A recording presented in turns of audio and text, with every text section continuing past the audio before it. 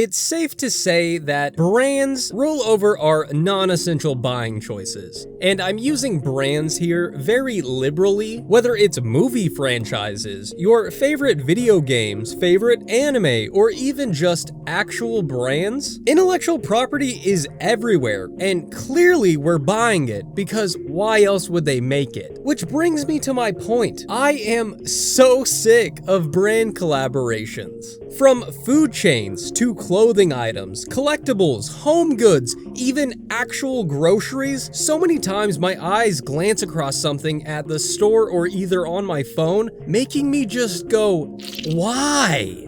I get it, mindless consumerism makes money printer go but also, like, are we really at the level we're buying the green and pink mac and cheese for Wicked, the Benson Boone Crumbl Cookie, the Teenage Mutant Ninja Turtles x Naurto collab? We're getting to gangster SpongeBob levels of parody at this point. Wait a minute. Maybe we've always been this stupid. I feel like clothing and collectibles have always had this sort of level of collaboration that people have slurped up. For a long time, Vans and other skateboard brands were doing pretty big collaborations, from the Cause Simpsons Vans from 2007, or Vans' Kiss collab, the Disney Neff collab, just to name a few. Other random collabs like the Domo 7-Eleven takeover, Butterfingers BBs, which were solely Simpsons themed, or combo meals like the Guitar Hero one from KFC. I mean, fast food in general is kind of the king of these older collabs, right? Movie promos for kids' meals always had a pretty significant rollout of toys, bag decor, and commercials. Collectible cups were also a really huge thing at almost any of these places, for things like Disney, or Star Wars, or Shrek. The golden Pokemon cards from Burger King, and sometimes we'd even get full menu items themed around certain brands. The Simpsons Burger King cheesy fry shake-ups? This was peak, please bring this back. The Swamp Sludge McFlurry at McDonald's, which, speaking of Shrek was kind of everywhere, even in stores, with countless items rolled out for the movie. Same goes with things like the Raimi Spider-Man, from cereals to pastries, fruit snacks, and even frozen meals. I feel like the difference is these were sort of big events when they happened. Like when the Domo collab happened, it was sort of a unique thing. Now 7-Eleven has a new Slurpee flavor every other month tying to some kind of collab. I was in a 7-Eleven a couple months ago and I saw a Green Day flavor. Like the band. Green Day has a Slurpee. The Shrek takeover made sense. The second movie was coming out and was just roaring off the first one's surprising cultural success. So it's not like I'm saying this is a new phenomenon. In fact, hopefully I've proved it clearly isn't. But most collabs seem to come from either a unique idea, perhaps a gap in merchandise for a certain IP, or even just a promotional campaign, which kind of made a collab feel somewhat special. Whereas nowadays, I can't justify half of these collabs. Dunkin' Donuts Scrub Daddy, Shaq's Papa John's meal, the Travie Patty, Arby's Old Spice, Don Julio's Popeyes, French's Mustard Skittles, Post Malone Oreos, Oreos and Coke, Dr. Pepper Peeps, Sabrina Carpenter Dunkin' Donuts, not to mention things like Funko, this massive collectible company that's doing things like Funko Looney Tunes Scooby-Doo? Funko Toy Story BTS? Can I interest you in Hello Kitty Naruto?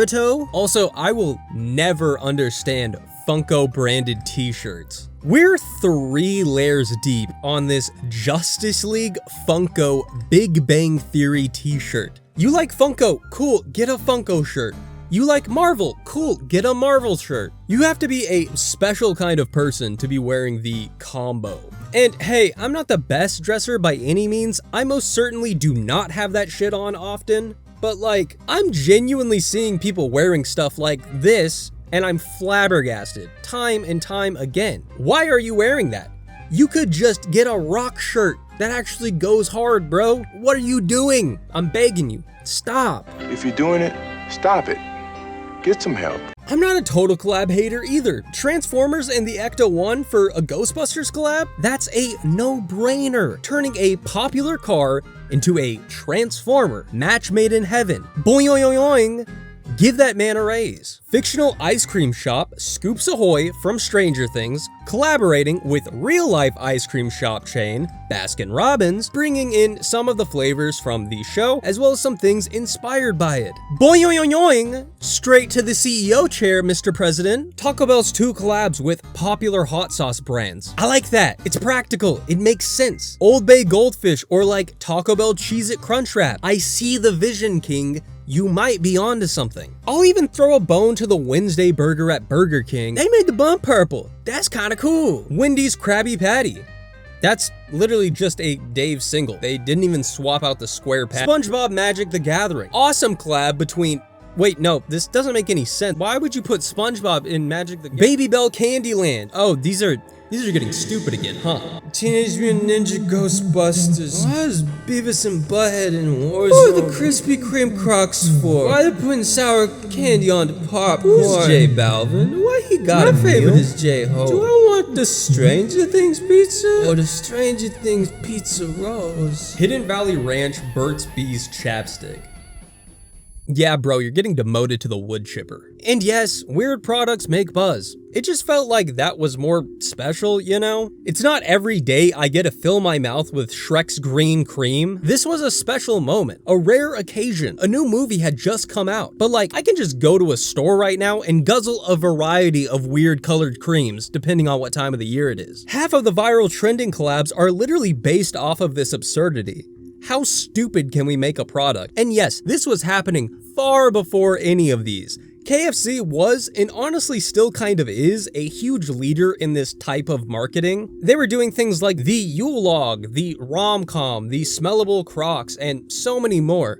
KFC was doing this years and years ago. We still get these super out there, this is made for no one, it's literally a joke, shock jock products from these companies. But now it's like these weird limited supply items that would get the internet up in a storm a few years ago are just kinda low-key getting added into stores with zero hoopla. Like, why do I have to walk through an aisle at the store and get 360 no-scoped by a sour cream and onion Pringles Van Houten pickle? I'm genuinely scared. Shaking my boots outside the sliding glass doors at Walmart, mentally preparing myself for what horrors might lie within it. Aside from the man-made culinary horrors beyond my comprehension, a lot of these collabs are just super lazy, and they always seem to be the ones that get talked about the most. Like, the Travis Scott burger from 2020 was such a massive meme for what is literally a bacon quarter pounder with cheese, a Sprite, and a barbecue sauce. Look, I just ordered it. Honestly, McDonald's kind of has stepped up their game in recent memory with these collabs, but they were also kind of the curse that spread across the fast food collab world to begin with, cause holy shit, these celebrity collabs were lazy, showing other companies,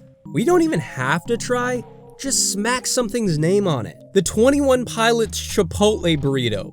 It's limited, so you gotta go get it or you'll never try the chicken, white rice, fresh tomato salsa, roasted chili corn salsa, cheese, romaine lettuce, and queso blanco. Oh wait, that's just a regular order at Chipotle. Oh man, my favorite TikTok star, Charli D'Amelio, has a limited time drink at Dunkin' called the Charlie. I better go out and get it right now before it's gone. Yeah, can I get a cold brew with whole milk and 3 pumps of caramel? Do you mean the Charlie?